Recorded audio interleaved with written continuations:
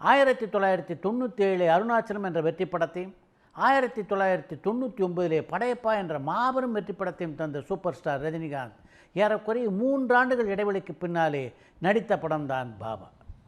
இந்த 3 வருட இடைவெளியில் அவர் சினிமாவுக்கு திரும்புவாரா என்ற சந்தேகம் கூட பல திரைப்பட தயாரிப்பாளர்களுக்கும் அவரது ரசிகர்களுக்கும் ஏற்பட்டது.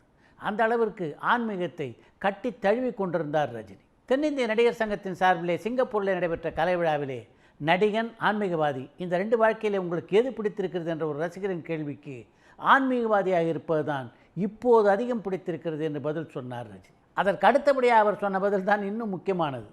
நடிகனானது ரொம்ப கஷ்டம், ஆன்மீகம் அதைவிட 100 மடங்கு கஷ்டமானது என்றார் ரஜினி. ஆன்மீகம் அவரை எந்த அளவுக்கு கட்டி தழுவி கொண்டிருக்கிறது என்பதை அவரது பதில் எல்லா ரசிகர்களுக்கும் உணர்த்தியது. இனி சினிமாவில் ரஜினிகாந்த் நடிக்கவே மாட்டார் என்ற எண்ணத்துக்குத்தான் அப்போது பல ரசிகர்கள் வந்தார்கள். ஒரு இமாலய பயணத்தின் போதுதான் பாபாவுடைய கதையை முடிவு செய்தார் ரஜினிகாந்த்.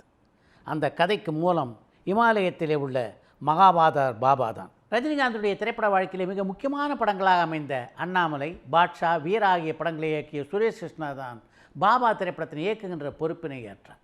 பாபாவுடைய கதையமைப்பு மிகவும் வித்தியாசமானதாக இருந்த போதிலும் அந்த படத்தை மிகுந்த பொருட்செலவில் எடுத்தார் ரஜினிகாந்த். அந்த படத்திற்காக கிண்டியிலே உள்ள கெம்பகோலா வளாகத்திலே மிகப்பெரிய அரங்கம் அமைக்கப்பட்டது.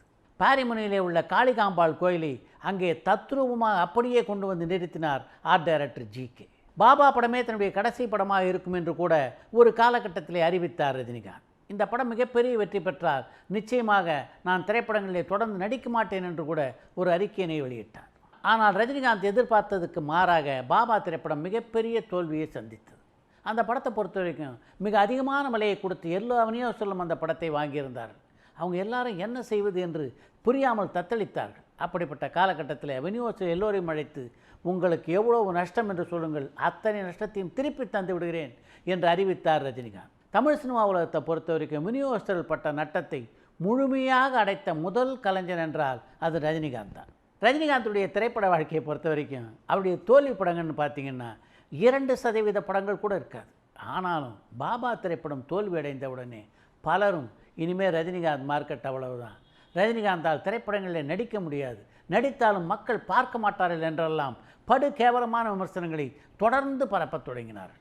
ரஜினிகாந்துடைய திரைப்பட வாழ்க்கையை பொறுத்த வரைக்கும் அது எப்போதுமே பெட்டர் ப்ரோசஸாக அவருக்கு இருந்ததே இல்லை. இது போன்ற பிரச்சனைகளையும் எதிர்ப்புகளையும் மாறி மாறி சமாளித்துத்தான் அவர் சூப்பர் ஸ்டார் என்ற நிலையே அடைந்தார். அதனால் இது போன்ற விமர்சனங்களை எல்லாம் அவர் கணக்கிலே எடுத்துக்கொள்ளவில்லை என்பதுதான் உண்மை.